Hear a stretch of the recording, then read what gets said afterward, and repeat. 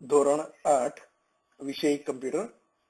વાલા વિદ્યાર્થી મિત્રો, ગયા વર્ગની અંદર આપણે મેક્રોમીડિયા ફ્લેશ સોફ્ટવેરના જે પ્રોજેક્ટ છે એ આપણે પ્રેક્ટિકલમાં જોતા હતા. પાઠ્યપુસ્તકમાં હજુ પણ 2 કે 3 પ્રોજેક્ટ છે જેનો અભ્યાસ આપણે હવે પછી એટલે કે જ્યારે પણ આપણે રેગ્યુલર વર્ગ આપણે શરૂ કરશું ત્યારે આપણે એના વિશે આપણે અભ્યાસ કરશો અથવા તો એના વિશેની આપણે ચર્ચા કરશું. આજે આપણે તમારા પાઠ્યપુસ્તકમાં જે ત્રીજો ચેપ્ટર છે, થર્ડ ચેપ્ટર એટલે કે ઈ કોમર્સ નો પરિચય, એ પાઠ આપણે શરૂ કરશું. વિદ્યાર્થી મિત્રો, આ એક સરસ મજાનો અને વધુ નવી માહિતી આપણે મેળવી શકીએ એ પ્રકારનો એક પાઠ છે અને રસપ્રદ છે આ વિષય. અને ઘણી બધી વસ્તુઓ તમે પોતે અનુભવ કરેલ અથવા તો તમે પોતે અથવા તમારા વાલીઓ કરતા હશે ઇન્ટરનેટ મારફતે, એ પ્રકારનો અભ્યાસ આપણે કરવાના છીએ. વિદ્યાર્થી મિત્રો, ઇન્ટરનેટ એ કોઈ નવો શબ્દ નથી. તમે બધા ઇન્ટરનેટ સાથે જોડાવશો અને ઇન્ટરનેટના મદદથી તમે આજે અભ્યાસ પણ કરો છો. ઇન્ટરનેટના મદદથી તમે ગૂગલ ક્લાસમાં જોડાવો છો, વિવિધ વિષયોના જે વિડીયો હોય છે તે તમે જોવો છો. આ બધું જે રહ્યું એ તમે ઇન્ટરનેટના મદદથી તમે કરી રહ્યા છો. હવે ઇન્ટરનેટ જે રહ્યું એ લગભગ બધા લોકો આજે ઉપયોગ કરે છે. ઇન્ટરનેટ ઘણા બધા કાર્યો માટે ઉપયોગમાં લેવાય છે, જેમ કે ઈમેલ મોકલવા માટે. ઈમેલ એટલે આધુનિક પત્ર વ્યવહાર પદ્ધતિ છે. ઈમેલ મેળવવા કે મોકલવા માટે, ઇન્ટરનેટ પરથી માહિતી મેળવવા માટે, આવા અનેક કાર્યો માટે આજે આપણે ઇન્ટરનેટનો ઉપયોગ કરીએ છીએ. અને ઇન્ટરનેટ જે આજે મોટા પ્રમાણમાં જે ઉપયોગમાં લેવાય છે એ છે વસ્તુની ખરીદી અથવા તો નાણાકીય લેવડ દેવડ અથવા તો વાણિજ્ય કાર્ય માટે, કોમર્શિયલ કાર્ય એટલે કે ધંધાકીય પ્રવૃત્તિઓ માટે આજે ઇન્ટરનેટનો ઉપયોગ કરવામાં આવે છે. તો મિત્રો, આજે આના વિશેની આપણે થોડીક ઉપરછલ્લી માહિતી મેળવી. મિત્રો, ઇન્ટરનેટનો ઉપયોગ તમે ઈમેલ મેળવવા, ઈમેલ એટલે આધુનિક પત્ર વ્યવહાર એટલે ઈમેલ મેળવવા તથા મોકલવા માટે કરતા હશો. તમે મોઝિલા, ફાયરફોક્સ, ગૂગલ ક્રોમ અને કે ઇન્ટરનેટ એક્સપ્લોરર, આ બધા નામ તમને જાણીતા હશે. આ બધા વેબ બ્રાઉઝર છે. વેબ બ્રાઉઝર એટલે ઇન્ટરનેટમાં રહેલા વેબસાઇટની માહિતી મેળવવા માટે આપણે જે સોફ્ટવેરની જરૂર પડે છે એ સોફ્ટવેરને બ્રાઉઝર કહેવામાં આવે છે. જેવા વેબ બ્રાઉઝરનો ઉપયોગ કરી ઘણી બધી વેબસાઇટ પર જોયેલ માહિતી વેબસાઇટ પણ જોયેલ હશે. ગૂગલ સર્ચ એન્જિન નો ઉપયોગ કરી તમે કોઈ પણ વિષયને લગતી માહિતી ખૂબ ઝડપથી મેળવી હશે.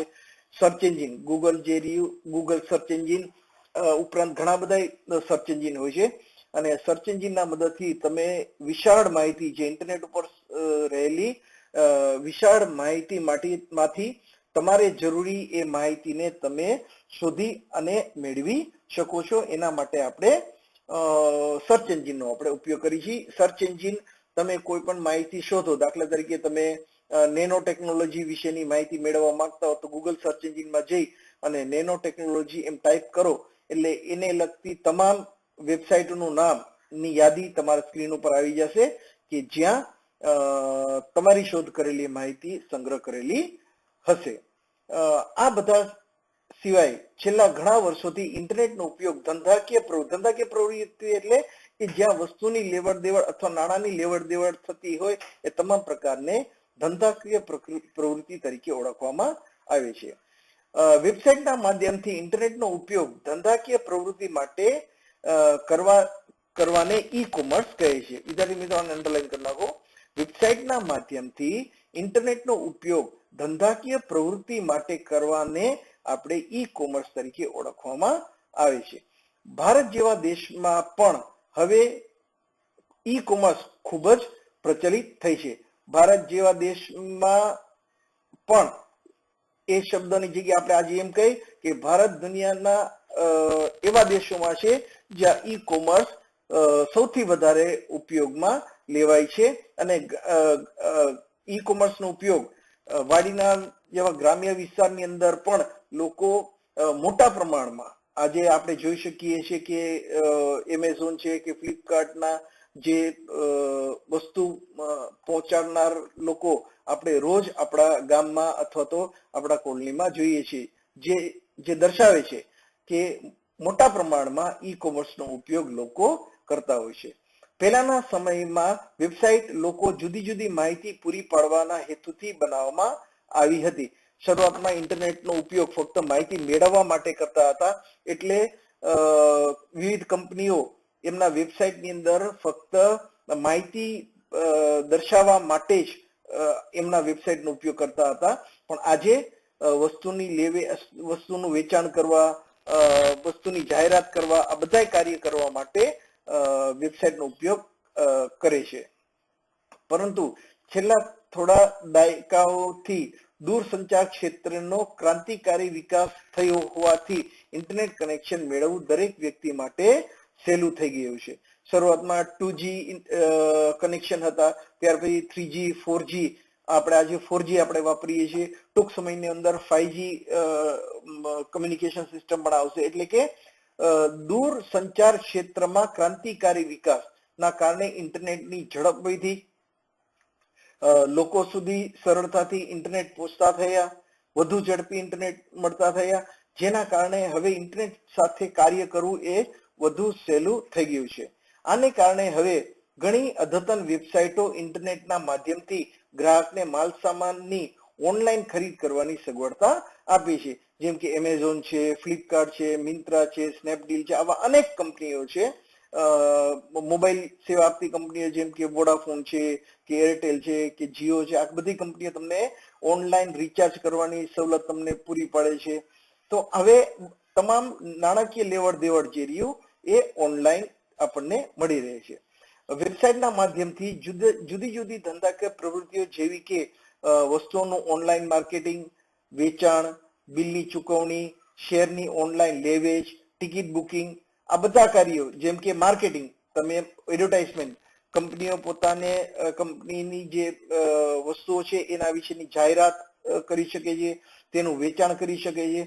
બિલની ચૂકવણી, ટેલિફોન બિલ હોય કે ઇલેક્ટ્રિસિટી બિલ હોય, આવા બિલની ચૂકવણી આપણે ઓનલાઈન કરી શકીએ. શેરની ઓનલાઈન લેવેચ, શેર માર્કેટના વિવિધ કંપનીઓના શેર વિશેની માહિતી અને તેનું ખરીદ વેચાણ પણ આપણે ઓનલાઈન કરી શકાય. ટિકિટ બુકિંગ, રેલવેનું હોય કે હવાઈ મુસાફરી કરવા માંગતા હોય કે બસમાંથી મુસાફરી કરવા માંગતા હોય, એના ટિકિટો આપણે ઓનલાઈન બુક કરી શકીએ. વગેરે પ્રવૃત્તિ માટે ઇન્ટરનેટનો ઉપયોગ વધતો જાય છે. જેમ જેમ ઇન્ટરનેટની સુવિધા સરળ બની જાય છે તેમ તેમ વધુ ને વધુ લોકો ઈ કોમર્સનો ઉપયોગ કરવા લાગ્યા છે. આજે લોકો ઈ કોમર્સનો ઉપયોગ મોટા પ્રમાણમાં કરવા લાગ્યા છે. ત્યાર પછી આપણે તમારા પાઠ્યપુસ્તકમાં ઈ કોમર્સ કઈ રીતે કાર્ય કરે છે એને ચિત્ર સ્વરૂપમાં તમને માહિતી દર્શાવવામાં આવેલી છે, એને આપણે સમજીએ. આપણે એક ગ્રાહક તરીકે કમ્પ્યુટર અથવા મોબાઈલ અથવા કોઈ એવા સાધન જે ઇન્ટરનેટ સાથે જોડાયેલા હોય એવા સાધનો સાથે આપણે જોડાઈ અને